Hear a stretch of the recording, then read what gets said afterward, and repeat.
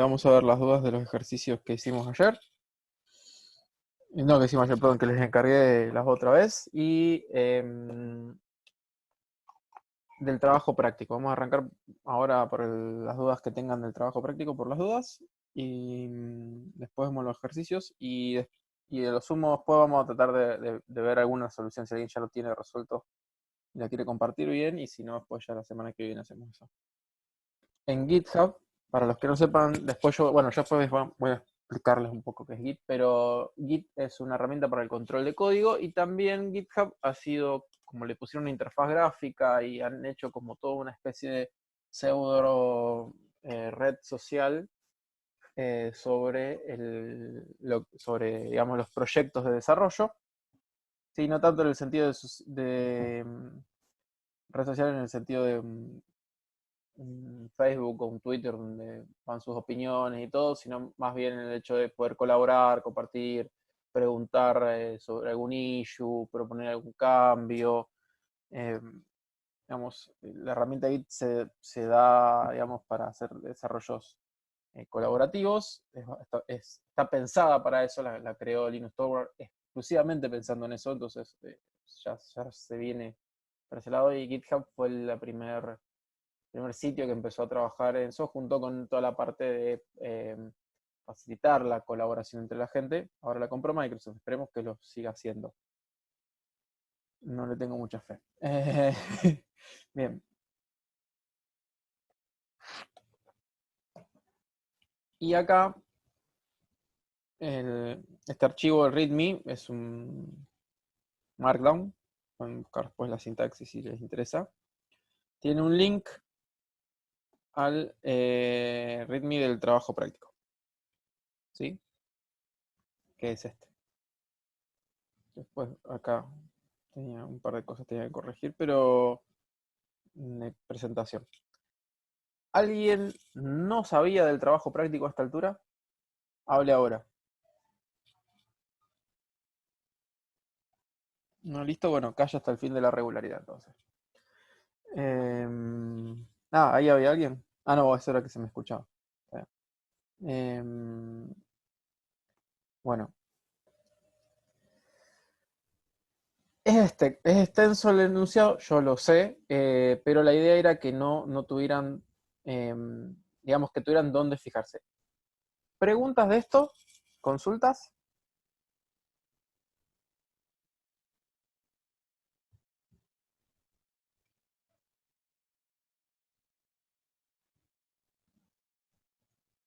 Nada. Bueno, yo después voy a subir las clases del viernes a la tarde. En esas dos comisiones me preguntaron un montón, así pueden sacarse las dudas. Les explico los puntos más relevantes que fueron los que más me preguntaron. Cuando habla de los casos de uso complejo y lo que es listado complejo. Lo que se refiere al listado simple y listado complejo, en realidad no es que sea muy difícil el listado complejo.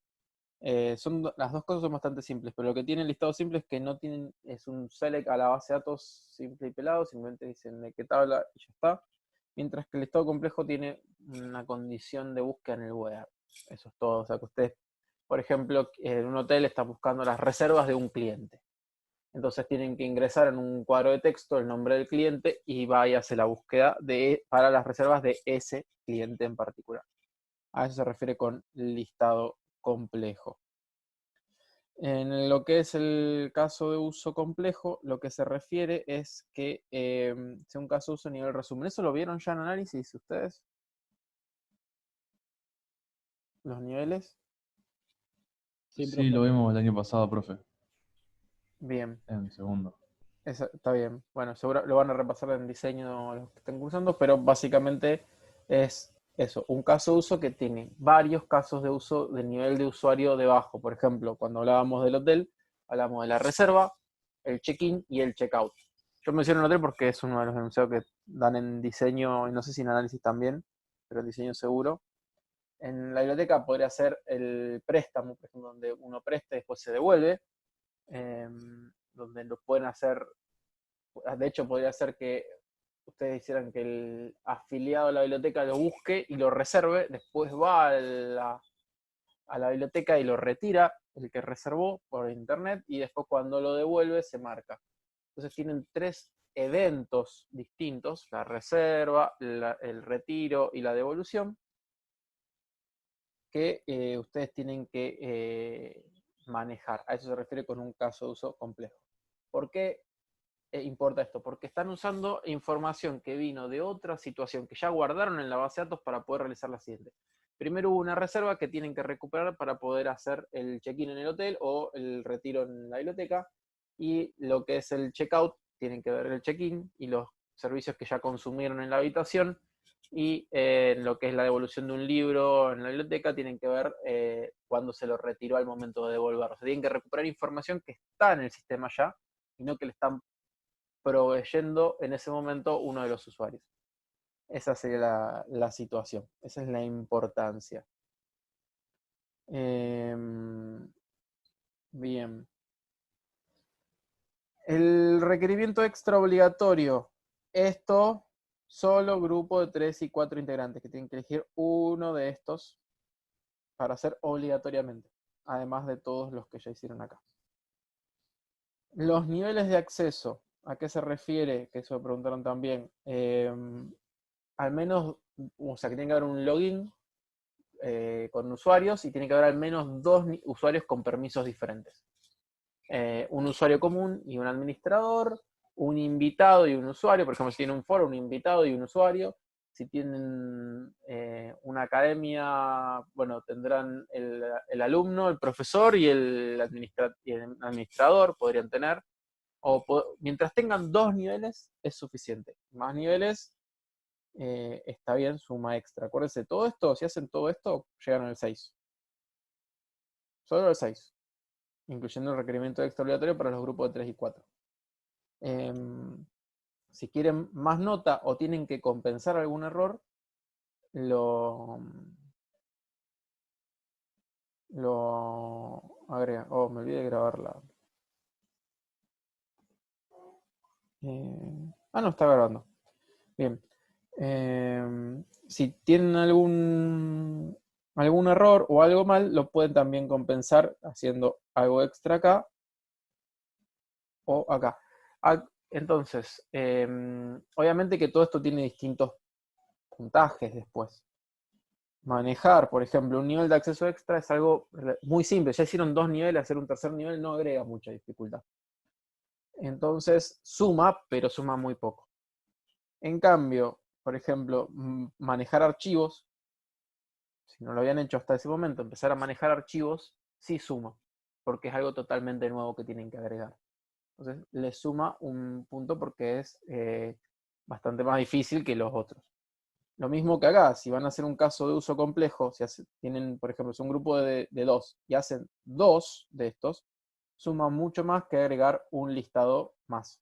¿Por qué? Porque el listado es, una vez que hicieron uno, hacer un segundo listado, salvo que tenga un conjunto de reglas de negocio muy grande, muy difícil, no es realmente difícil armar ese listado. En cambio, armar un caso de uso complejo probablemente requiera bastante trabajo porque tengan que validar reglas de negocio, tengan que verificar cosas que tienen en la base de datos. Entonces, depende en qué extra agreguen, digamos, a qué nota están apuntando. Por eso mi recomendación es, vengan y completen acá, tomen este checklist, digamos, háganlo, si quieren hacerlo en Markdown, háganlo en Markdown, si no, si quieren lo pueden hacer en un Excel o en el Word, no importa, o en el Google Doc. Escriban acá varias líneas por todo lo que van a hacer. Si van a hacer una ABM simple, bueno, escriban los ABM simples, van a ser usuarios, artículo, categoría, persona, los dependientes lo escriben. El caso de uso, no ABMC, lo escriben. Por ejemplo, yo lo que recomiendo es que tomen un caso de uso de usuario de este y lo hagan como no ABMC. Por ejemplo, si estamos hablando del hotel, hagan la reserva. No hacen ni el check-in ni el check-out para la regularidad y lo dejan eso para la aprobación. Entonces ponen acá reserva. Si son un grupo de 3 o 4, ponen reserva y check-in en 2 líneas. Y si están seguros ustedes que tienen los dos ejercicios. Hacen lo mismo con los listados simples.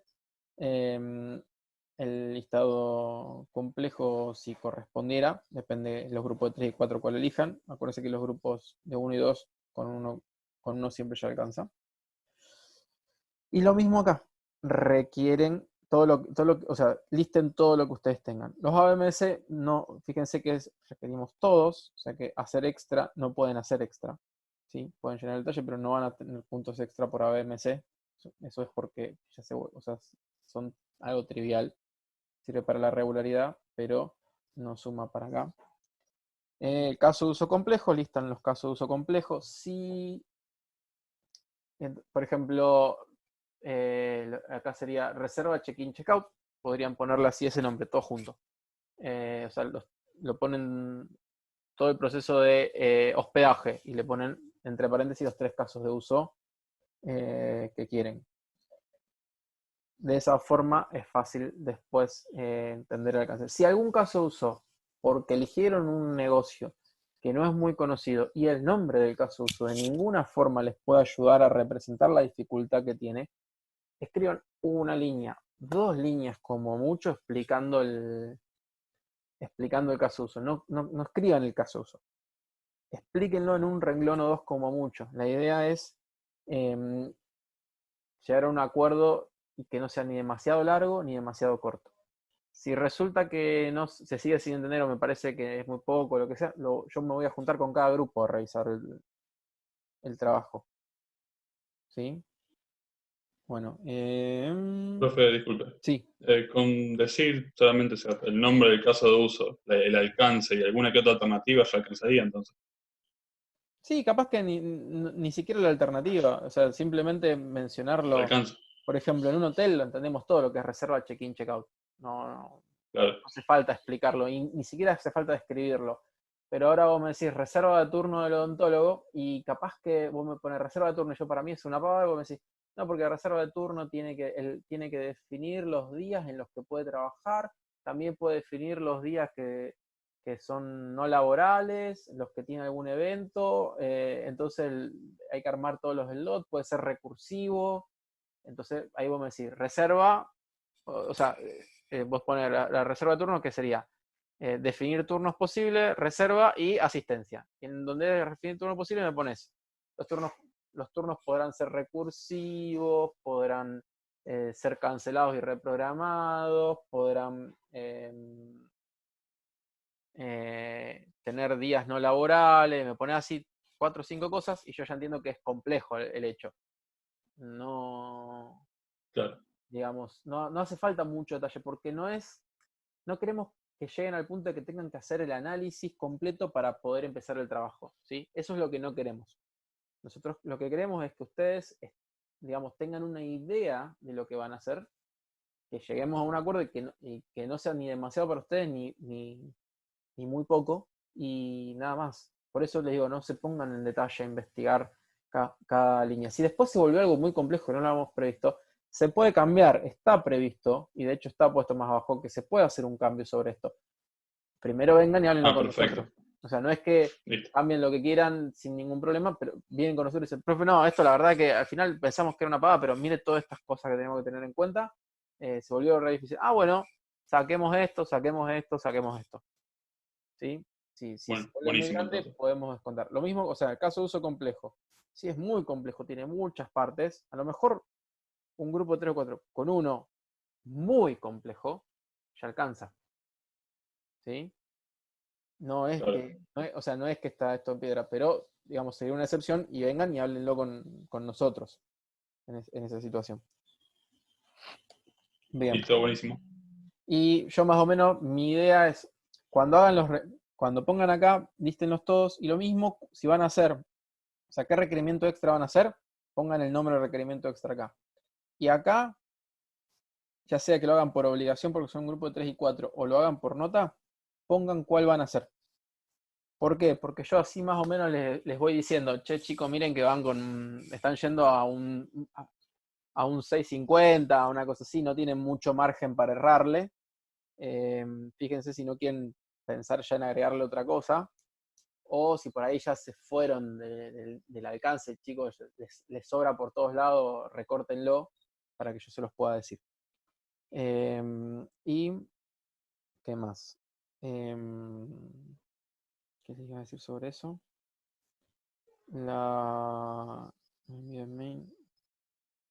Bueno, por ejemplo acá, Custom Exceptions es un detalle, Emails es súper simple, estos dos son muy sencillos. Después, log de errores es un poco más complejo y manejo de archivos sería lo más complejo de todos estos requerimientos extra. Eso se los digo por el hecho de cuántos puntos van a sumar cada cosa que hagan. Estoy pensando si me está faltando aclararles algo. No, creo que eso son más que nada las cosas que preguntaron el otro día. Cualquier cosa pregunten, ¿sí? No se queden con las dudas. Ármenlo el archivo y súbanlo. Acá tengo que, esto lo tengo que, no me quedó como ítems. Después los tengo que corregir.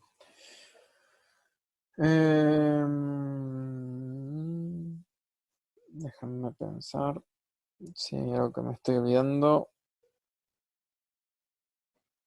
No, creo que esto es... bueno, algo muy importante es la entrega de la aprobación directa. Tienen que publicar el sitio en un servidor gratuito. Podrían hacerlo en su casa si ustedes quieren, si tienen acceso al router, pueden, digamos, directamente ponerlo en su casa, pero si no, cualquiera de estos servidores tienen cuentas gratis que ustedes pueden utilizar para subirlo. Hay muchos más, si quieren usar otro, pueden usar otro, no hay problema. Pero parte del trabajo final es subirlo, ¿sí? Eso quiere decir que háganlo con tiempo, traten de no dejarlo para lo último porque si se les complica se van a atrasar con la entrega. Y en general yo lo que les digo, cuando ya les está faltando un mes, una cosa así, empiecen a probar, ¿sí? Así van resolviendo y van agarrando práctica. Esto les dura 15 días, en alguno de los sitios les dura 15 días gratis, por ejemplo JElastic. Se van a necesitar 3 cuentas. Se pueden hacer en distintos lugares, JElastic de Brasil, JElastic de Estados Unidos, ya con el mismo mail se pueden hacer 2 cuentas en los 2 lugares y subir en los 2 sitios, pero digamos, pueden hacerlo con otro mail o con otro compañero del grupo, pueden levantarlo de vuelta. Pero está bueno que vayan practicando, así no se encuentran a último momento con un problema que no saben cómo resolver. Que en realidad tienen que ser los instructivos de cada sitio, porque en una época tratamos de dejarlo ya algún instructivo como para que vieran cómo era, pero lo cambian en la forma de subirlo o lo van mejorando y hace que los instructivos que hacemos nosotros queden desactualizados. Entonces siempre las recomendaciones que sigan el instructivo del sitio donde lo van a subir. Y tienen que coordinar con nosotros una defensa, tanto en la regularidad como para la aprobación directa tienen que coordinar una defensa con nosotros. ¿Por qué es importante lo de coordinar la defensa? Porque después van a ver, ya cuando estemos cerca de las fechas, yo les voy a pasar un link con los horarios para coordinar la defensa. Y son, digamos, nosotros ponemos un montón de horarios, pero generalmente los del principio no los usan mucho y sobre el final del límite se llenan. Y eso hace que a veces no nos den abasto las horas que tenemos. Una vez teníamos 15 grupos que querían hacerlo el último día de la regularidad. Teníamos 15 grupos tratando de hacer la defensa. Ya no nos da el tiempo. Entonces traten de hacerlo con tiempo y reservarlo con tiempo a la defensa.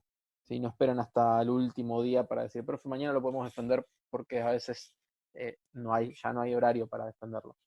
Nosotros le ponemos muchos horarios para defender, pero por favor tengan eso en cuenta y no se confíen de que siempre va a haber un montón de horarios para elegir. Aparte hay gente que trabaja o tiene otras materias y a veces se le empieza a sumar con lo que es los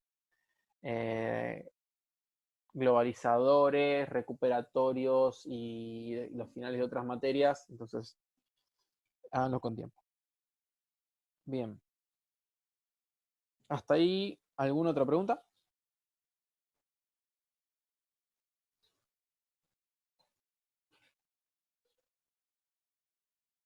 ¿No?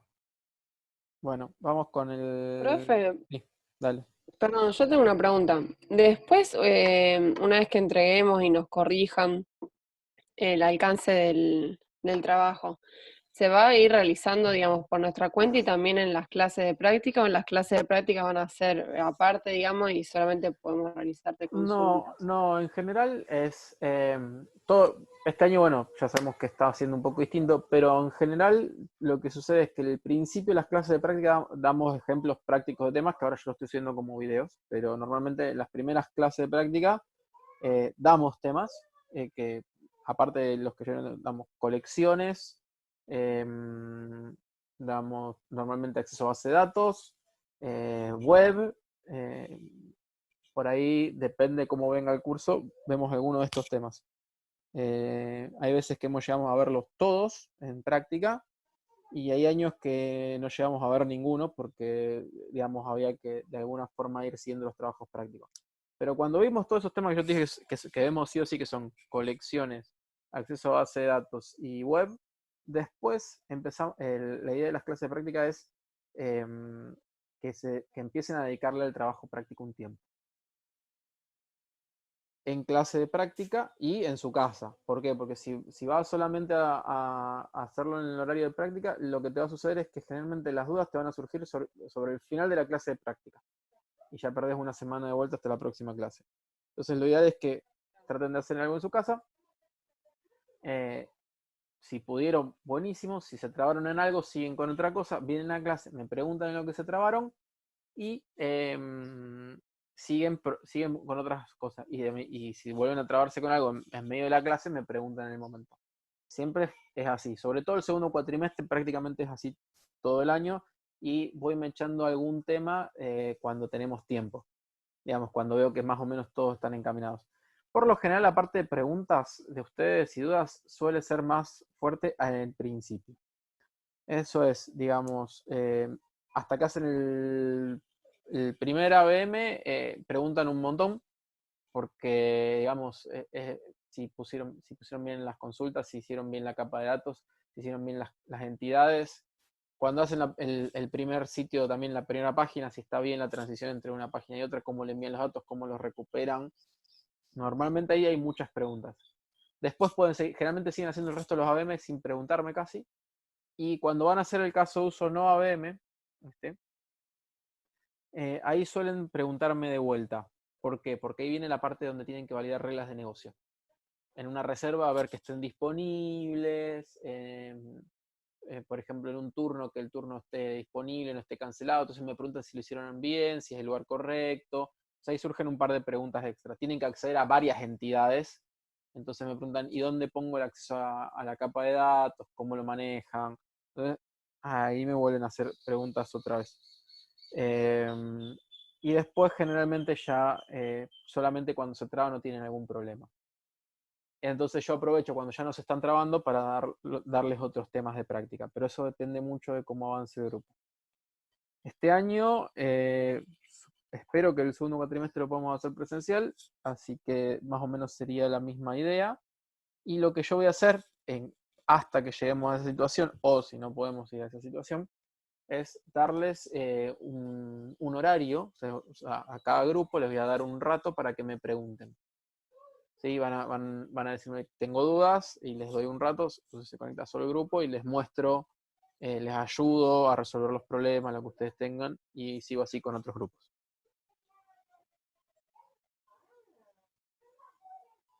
¿Se entendió? Sí, sí, sí.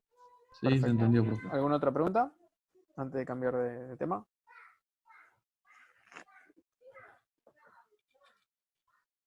¿No? Bueno.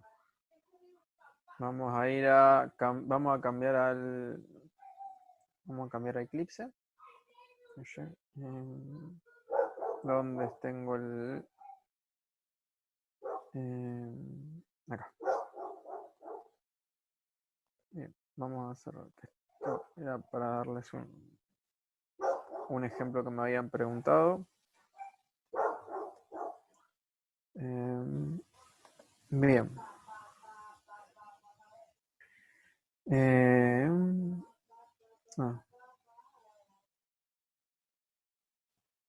Quedó no show you project. Bueno, dudas de los ejercicios que les había pasado.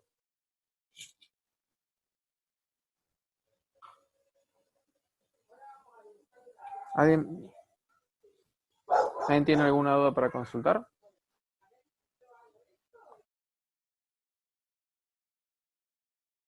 Profe, hola. Yo hice el 5 Sí. y usted había dicho que se podía hacer de dos formas cuando le pedíamos el sueldo, cuando usábamos el método get sueldo a un empleado, que no sabíamos Sí, si era administrativo o si era cosa. sí, ahí te muestro. Yo lo hice, o sea, sobreescribiendo con el override. Está perfecto, es lo ideal. Acordate que el override, la palabra, la annotation override es solamente para que te avise si estás errándole o no en el nombre del método, no es obligatorio. Fíjate, por ejemplo, yo acá había hecho la clase abstracta empleado y definí el método getSueldo, ¿sí? Y en administrativo, por ejemplo, tengo getSueldo, pero no le puse el @override. No estoy obligado a ponerle acá el @override. ¿Sí? Fíjate que, ¿para qué sirve? El override, me equivoco y le pongo,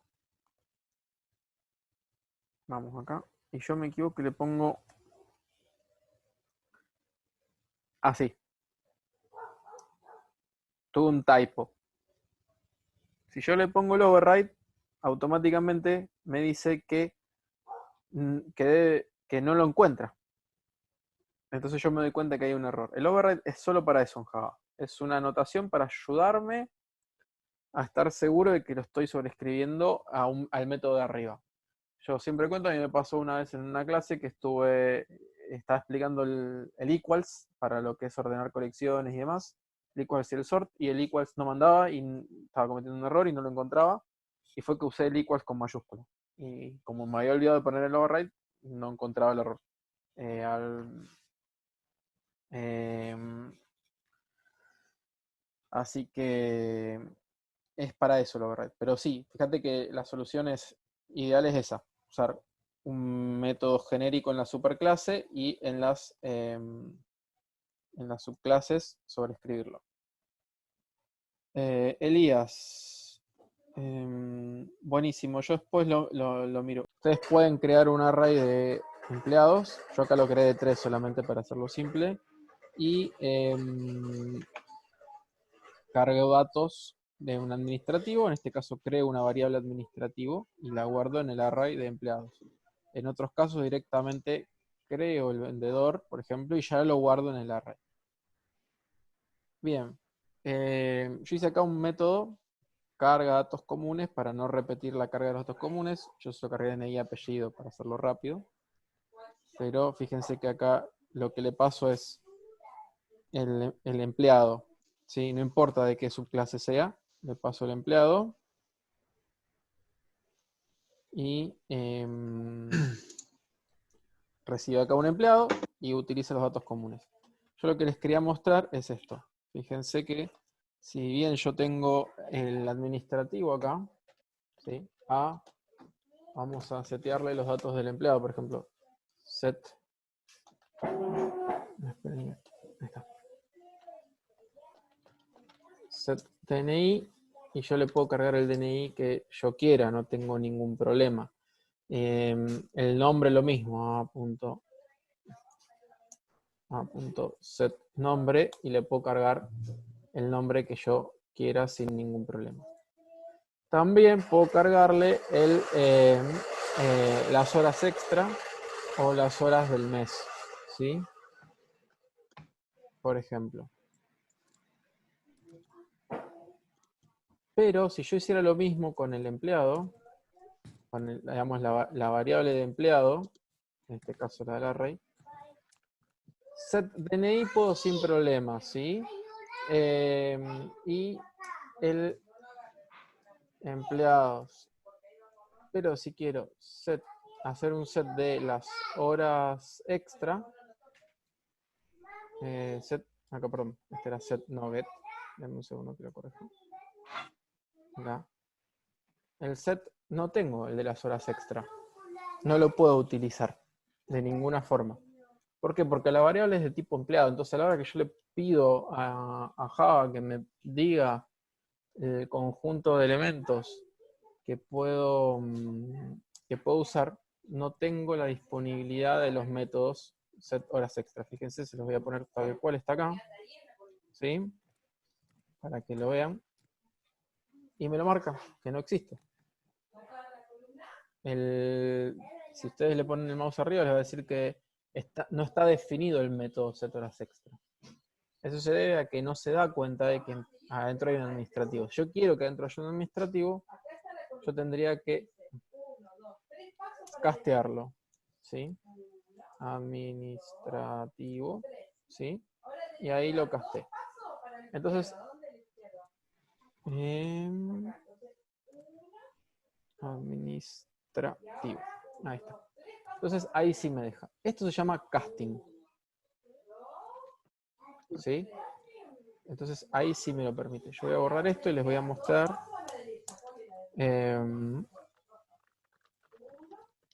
Acá lo que yo hacía es le cargo los datos a un administrativo y les cargo los datos a dos vendedores. Lo usé con el casting. Fíjense qué pasa si yo le pido las horas, o sea, tomo todo el... Vamos a copiar solamente esto más arriba. Así, después lo dejamos comentado. Vamos a minimizar eso. Esto le vamos a hacer un poco más de lugar para que lo puedan ver. Fíjense yo acá lo que hago. For empleado, empleado, en empleados. Estoy haciendo un for each para recorrer toda la lista de empleados. Y entonces le digo, mostrame el DNI. Y después le digo, mostrame las horas extra del administrativo que está ahí. ¿Sí? Y después le pido el detalle, que es un método que yo creé. Entonces, voy a correr esto para un costado, así me deja ejecutarlo. Vamos a ejecutarlo. Vamos a guardar. Y fíjense cómo le pongo el DNI para los empleados. Pérez 222 Sánchez, yo se lo he hecho para que cargue los datos por pantalla. El DNI 333 González. Fíjense que el primero, que era un administrativo, me mostró bien las horas extra. ¿Sí? Acá. ¿Qué les voy a mostrar? Empleado.get horas extra. Sí, Ramiro.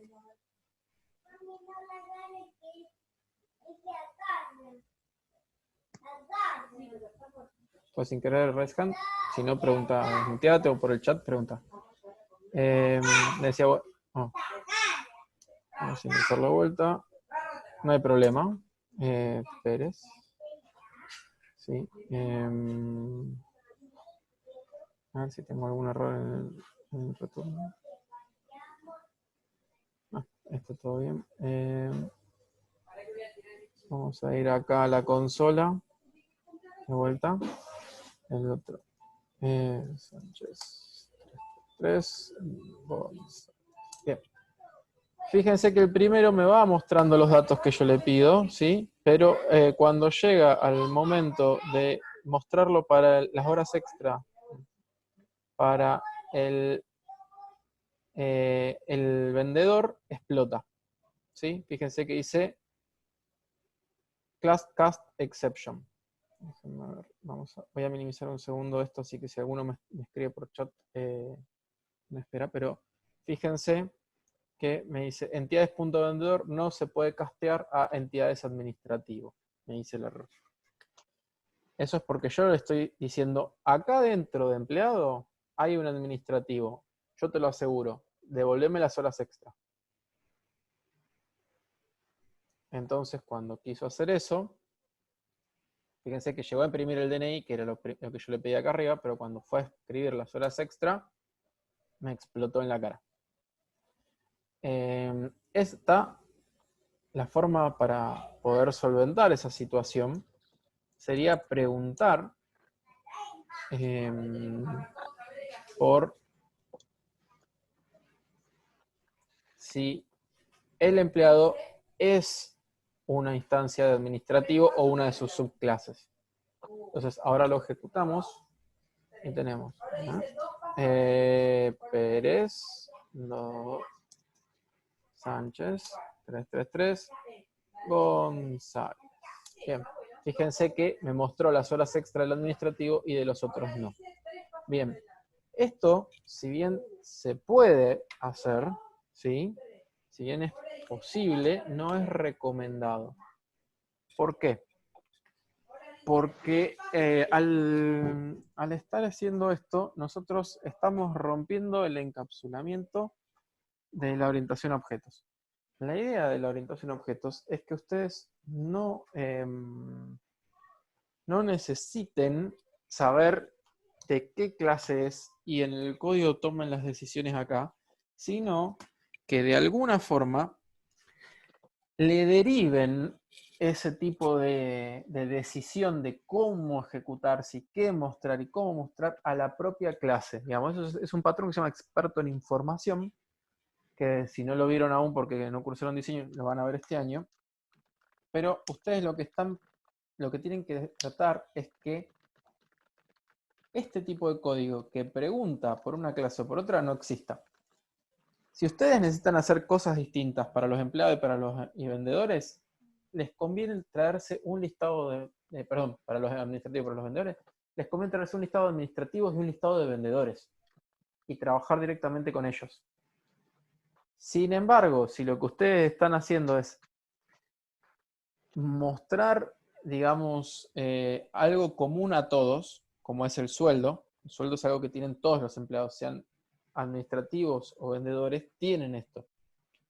Entonces, a ustedes lo que les conviene, y la forma correcta de resolver la orientación a objetos, es crear un método en la clase padre, ¿sí? Donde se define el comportamiento común si lo hay, y si no lo hay, pueden hacer una clase abstracta, pero más allá de lo de las clases abstractas, o sea, crean un método en la superclase, donde ustedes definen el comportamiento común, si es que lo hay, y después lo sobrescriben en las subclases.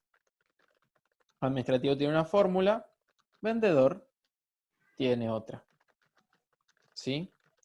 Esa es la forma correcta de resolver una situación como esta, donde ustedes le dejan a cada subclase implementarlo como corresponde. ¿Por qué?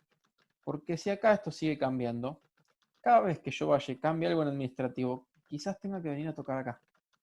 Cada nueva subclase de empleado que yo agregue, probablemente también tenga que venir a ver si tengo que agregar empleado instance of administrativo, or instance of, o empleado instance of tal otra cosa, or, y así sucesivamente con todos los atributos que yo quiera. Entonces, esto, si bien es posible resolverlo así, no es, digamos, no es recomendado, no es una buena práctica. Y si lo hacen en el final de paradigmas, los que no lo hayan aprobado aún, los van a reprobar.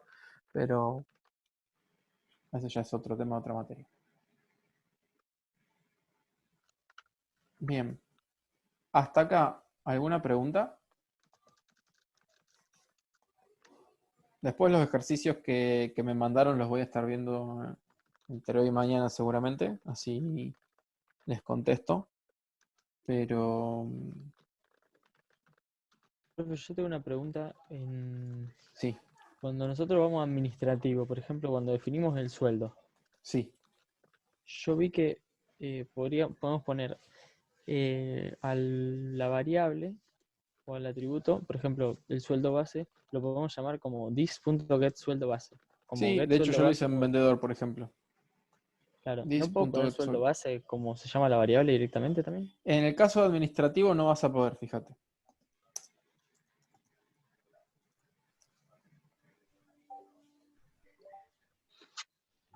¿Por qué? Y te sugiere soluciones Eclipse, pero ¿por qué? Porque yo la definí en la superclase, ¿sí? Por eso no lo voy a poder utilizar en... Profe, en las Estaría mal subclases cambiarla, directamente. ¿A cambiarla a protected? protected. No es una buena idea. ¿Por qué? Porque tenés un método para hacerlo. Puedes crear simplemente un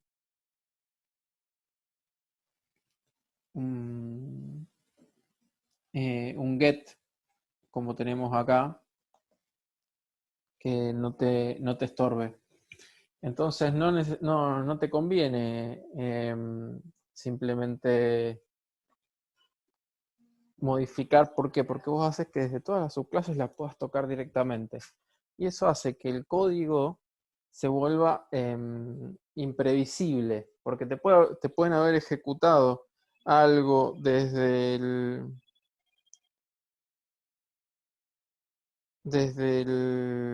digamos, te pueden haber ejecutado algo desde una subclase que te modificó la variable o el comportamiento que tenía y después te explota el método del getter o el setter.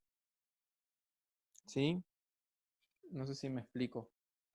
Yo, por ejemplo, acá la pongo protected, vengo administrativo y en administrativo la modifico a esa variable, te la pongo en null por algún motivo, y en administrativo no vas a tener problema, y quizás en empleado tampoco, pero en vendedor sí. Entonces vos no sabés cómo están implementados el resto de las clases o qué uso hacen. Entonces, por lo general, la solución ideal es que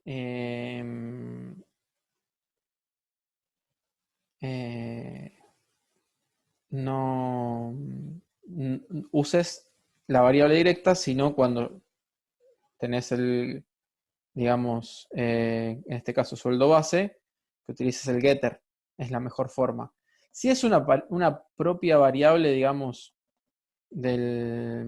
como acá yo les había mostrado a los chicos, para que no tuvieran, para que vieran un ejemplo, les había puesto. No, acá no era donde lo usé. Dame un segundo.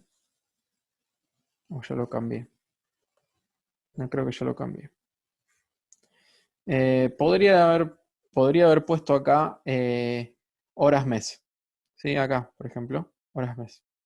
No es tan terrible. ¿Sí? Bueno, los paréntesis. No es un problema que use horas del mes acá. Yo igual recomiendo usar el getter, ¿sí? Usarlo así.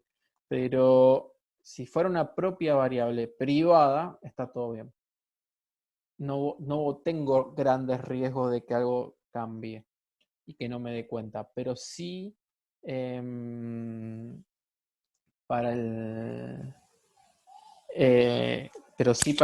cuando es una variable de otra clase de que estoy heredando.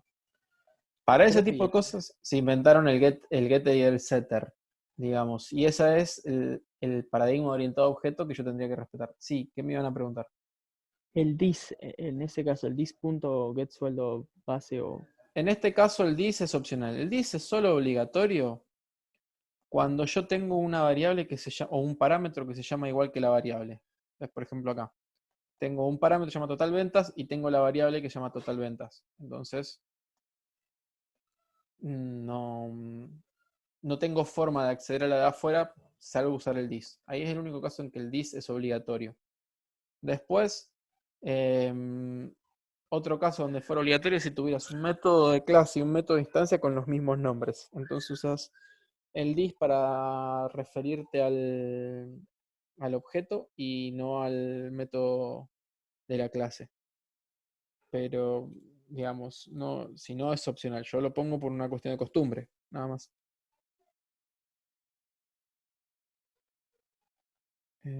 Lucas.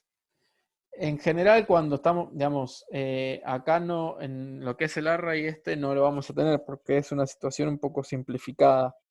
Pero en un sistema real, vos vas a la base de datos y haces un select que te traiga solo los vendedores o solo los administrativos y los guardas en una colección separada. Digamos, entonces te traes las dos colecciones, una administrativa y una de vendedor en un sistema real. Acá, como te dije recién, esto es una situación sobresimplificada para hacer un ejercicio. Pero si no, en vez de obtener una sola lista, vos la recuperas cuando y cómo la necesitas. Les había creado otro ejemplo acá. Permiso. Por ejemplo, el detalle. Yo pongo acá this.getDNI. Voy a comentarlo de las subclases para que vean esto.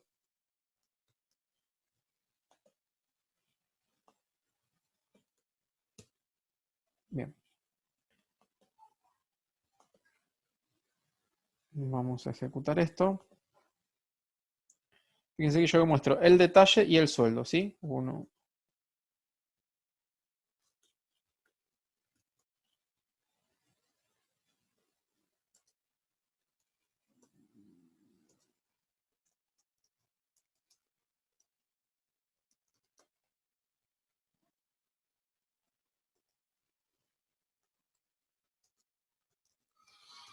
Bien. Yo tengo estos tres y el get detalle, ¿qué me muestra? El DNI y el apellido. Y un 2 puntos. Bueno, yo tengo por acá, en la consola, me mostró el DNI y el apellido. El DNI y el apellido. El DNI y el apellido. ¿Sí?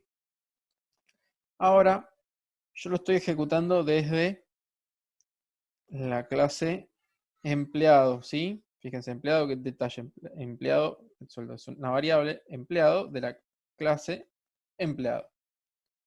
Sin embargo, vengo ahora en administrativo y le pongo return administrativo, ¿sí? Y hago referencia con superGetDetalle, hago referencia al método de la clase padre. Bien, lo ejecutamos de nuevo. 1, 1, 1. Sánchez 2, 2, 2. Pérez 3, 3, 3. González. Y fíjense en el caso del administrativo que le antepuso administrativo. Y a pesar de que la variable es de empleado, le hizo caso al objeto que está dentro. Y no necesariamente porque hubo una variable definida. Fíjense, ahora se los voy a quitar acá. Y vamos a volver a ejecutar.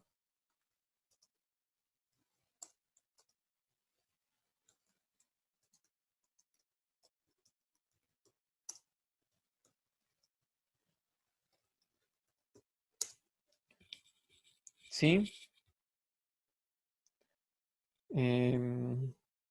Fíjense que acá le agregó el responsable de ventas. Adelante. A pesar de que el administrativo y el vendedor son los objetos y están siempre en variables de tipo empleado, a la hora de ejecutar el código se fue a buscar el código de la subclase. Y acá fíjense que ni siquiera el override tengo. Y acá no tengo que explicar nada. Eso siempre va a ser así. Aunque en la superclase yo le defina código. ¿Ven? Acá tengo código propio. ¿Sí? Y acá tengo el código reescrito. Y si yo no hubiera usado el super, ni siquiera hubiera ido a ejecutar el código este. Hubiera ejecutado solo el código de la subclase. Eso es muy importante porque es una diferencia, por ejemplo, entre .NET, que es la otra materia que suelen cursar ustedes. En .NET ustedes tienen que poner virtual en la superclase y el override en las subclases para que le haga caso al objeto. Si no le hace caso a la variable, lo pueden forzar la sobreescritura con el new, pero en ese caso de vuelta le hace caso a la variable y no le hace caso al objeto. Bueno, en Java no sucede eso. Java respeta digamos, los lineamientos de la orientación a objetos y siempre, siempre, siempre ejecuta el código del objeto. Jamás le hace caso a la variable, solo le hace caso al objeto. Para lo único que importa la variable es para los métodos que podemos ejecutar en tiempo de compilación. ¿Sí? Para que en tiempo de, o sea, durante el desarrollo y no durante la ejecución, yo pueda usarlo, tengo que tener digamos, la variable del tipo correcto, pero si no, no. Bueno, ¿Alguna otra pregunta de esto? Profe, yo tengo una pregunta no pura y exclusivamente de esto, pero sí sobre el ejercicio. Sí, Yo, digamos, creé una colección de empleados de 20, digamos, del tamaño de 20, y después fui cargándolos preguntando si quiere cargar uno o no con un contador en la colección. ¿Me sí, explico? Si sí. yo, por ejemplo, creo 4, Pero, cuando yo después los paso a mostrar, me tira el error que te pasé por consola. Eso lo soluciono con un break, poniendo un if si es igual a nulo. o- no, lo que vos tendrías que hacer es, en vez de usar en este caso, en vez de usar un for each, vas a tener que usar un for con un contador. Y le vas a tener que poner que el i sea menor que la cantidad que Claro, contaste. no a empleados.length, por como tenía puesto yo. Exacto. Porque Claro, yo justamente eso que vos me estás contando es lo que quiero que entiendan, porque después el ejercicio 6, que cuando yo les suba el video de array list, ni siquiera de todas las colecciones, solo del array list, lo van a poder resolver con el array list sin llevar un contador ustedes. La propia colección les lleva el size. claro, porque es dinámico la realidad, ¿o no? Exactamente. Claro, Entonces yo, ¿qué era lo que quería? Quiero que vean la diferencia. ¿Por qué? Porque ustedes no lo van a tener que manejar esto, pero internamente el lenguaje sí. Entonces, para que ustedes entiendan la diferencia y que el día de mañana no usen array o array list porque sí, sino que lo usen cuando necesitan uno u otro comportamiento. Digamos, usar una claro, colección u otro a nosotros no nos cambia nada. Literalmente, chicos, no nos cambia nada usar una colección u otra en el código. Son 3 o 4 diferencias en la programación que no nos molestan. Pero elegir la colección para algo que no la vamos a utilizar o que tenemos que hacer un montón de trabajo extra nosotros, ese sí es un problema. O sea, yo elegir un array para hacer algo que es dinámico es una molestia. Y elegir claro. un array list para algo que siempre es estático y siempre tiene la misma cantidad, no tiene mucho sentido tampoco, porque no voy a aprovechar las ventajas del array de la velocidad. Pero bueno, Claro. esos son otros temas. Pero digamos, en este ejercicio había que, digamos, con el array hacerlo entre comillas dinámico, porque te decía que el tamaño era de 20 y que vos tenías que 20 ingresar. como máximo, y entonces había que llevar el Claro. contador y eso, exactamente. Yo Ah, justamente era perfecto. para que lo resolvieran así, y cuando lo resolvemos en el ejercicio 6 lo tienen que resolver con array list, ven la diferencia. Perfecto. Yo, lo solucioné poniendo un if como Mm, mandé en el chat, que sí, con un puedes break. hacerlo así y también puedes validarlo eso Claro, mismo en el for. En vez de hacer un for each, puedes poner eso como condición en el for. Menor o igual que está. empleados.length and empleado C sub i distinto de null. Claro, claro. Bueno, gracias, profe. Acuérdense que el AND es de cortocircuito. ¿Sí? O sea, si la primera parte, el AND y el OR, o sea, si la primera parte dio falso, el AND en la segunda parte no se ejecuta. Entonces, si quieren preguntar si algo no es nulo, y si no es nulo, quieren preguntar algo adentro, pueden hacerlo. Y el OR lo mismo, la primera parte, si es verdad, ya no se ejecuta la segunda. Porque si vos pones, por ejemplo, empleado subí y te pasaste del length, te daría un error. Pero nunca va a ejecutarse si lo pusiste segundo. Entonces, primero se ve que el length esté dentro del límite. Si está dentro del límite, después pregunta si el objeto está nulo. Bien. ¿Alguna otra consulta? Bueno, yo les recomiendo a los que todavía no lo hayan hecho o tengan dudas, yo hoy voy a subir y les voy a mandar también el video a ustedes por el grupo del viernes. Este ejercicio que yo les mostré acá, lo desarrollé en clase. O sea, ustedes van a ver cómo fui escribiendo y desarrollando todo el ejercicio y cómo fui explicando cada tema.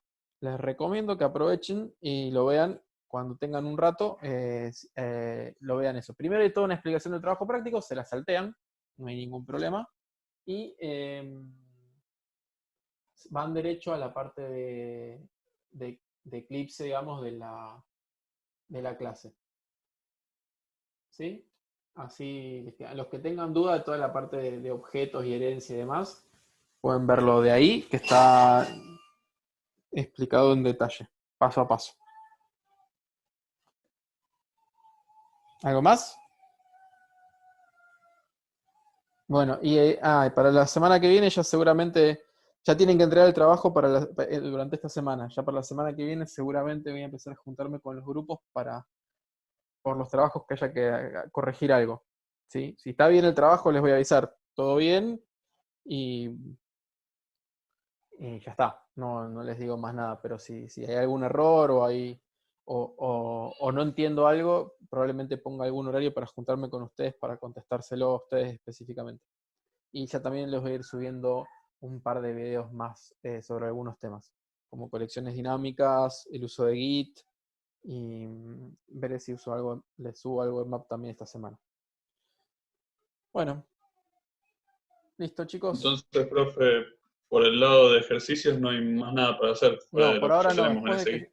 Después de que yo les mande o sea, enfóquense en el trabajo práctico.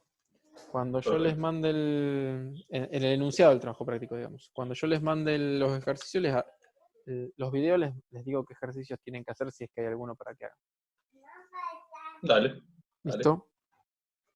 Bueno, profe, Hasta la semana próxima. nos vemos.